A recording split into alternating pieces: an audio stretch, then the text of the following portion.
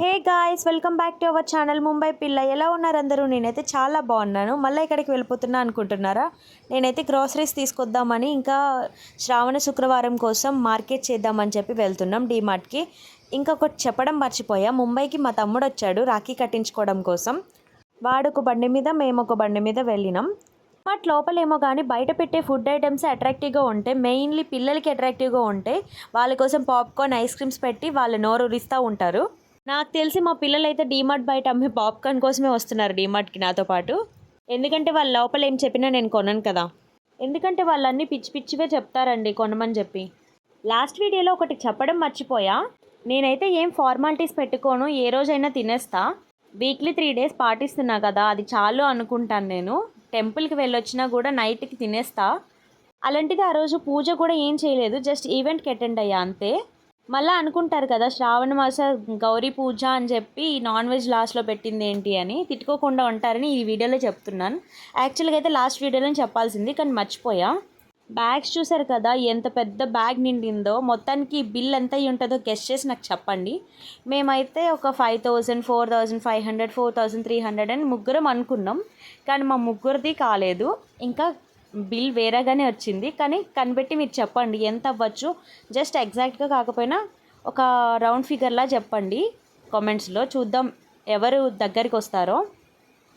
ఇంకా తర్వాత వరలక్ష్మి పూజకు కావాల్సిన సామాన్లు కొనుక్కున్నాం. అసలు చాలా కష్టమైంది చెప్పాలంటే, దొరకలేదు ఇక్కడ ఎవరు చేసుకోరు కదా, మన తెలుగు వాళ్ళు మాత్రమే చేసుకుంటారు. ఫైనల్లీ ఒక షాప్లో అన్నీ దొరికే. ఇది వీడియో తీస్తున్నారని తెలిసి అంకుల్ కూడా చూడండి నవ్వుతా ఇచ్చారు. పూజ కోసం అయితే అన్నీ తీసేసుకున్నాం. నైట్ 10 అయ్యింది ఇంటికి వెళ్ళేసరికి. వెళ్ళేటప్పుడు పిల్లలు తింటారని చెప్పి ఇక్కడ పిజ్జా బాగుంటుంది, అది మెయిన్ డోమినోస్లో అలాంటి దగ్గర పిజ్జాస్ కంటే ఈ పిజ్జానే బాగుంటుంది, అందుకోసమే తీసుకున్నాం. మొత్తం ఒక్కొక్కటి తీస్తున్నా, చూసి జడుచుకోవద్దు. అప్పటికే చాలా ఐటమ్స్ బ్యాగ్లో నుంచి బయట తీసి పెట్టాడు మా తమ్ముడు. ఇంకా కొన్ని ఉండిపోతే పూజా సామాగ్రి, అవన్నీ నేను తీస్తున్నాను. ఫస్ట్ అయితే పిల్లల్ని మా తమ్ముడిని ఇంట్లో ఉంచేసి మళ్ళీ మార్కెట్కి మా ఆయన నేను వెళ్ళి తీసుకొచ్చాం.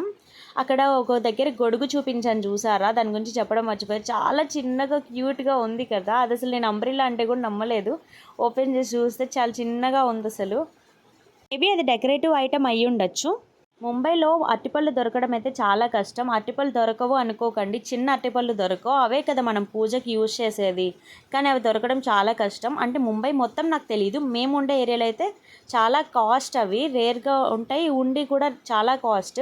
నాకైతే డజన్ అరటిపళ్ళు 120కి ఇచ్చాడు, అన్నిట్లో అవే కాస్ట్ అనిపించింది నాకు. మేమైతే వరలక్ష్మి పూజతో పాటు మంత్లీ గ్రోసరీస్ కూడా తీసుకొచ్చాం, అందుకే అంత పెద్ద మూట అయ్యింది. బిల్ ఎంత ఉంటుందో గెస్ట్ చేసి కామెంట్ చేయడం మాత్రం మర్చిపోవద్దు. మొత్తానికి చాలా ఖర్చు పెట్టించేసా, చాలా బాధ అనిపించింది. అంతే, ఇంకా వ్లాగ్ బాయ్. నెక్స్ట్ వ్లాగ్లో కలుసుకుందాం. లైక్ చేసి కామెంట్ చేయడం మాత్రం మర్చిపోవద్దు. అండ్ సబ్స్క్రైబ్ చేసుకునే వాళ్ళు ఉంటే సబ్స్క్రైబ్ చేసుకోండి. Please do support to Mumbai పిల్ల ఛానల్. ఉంటాను.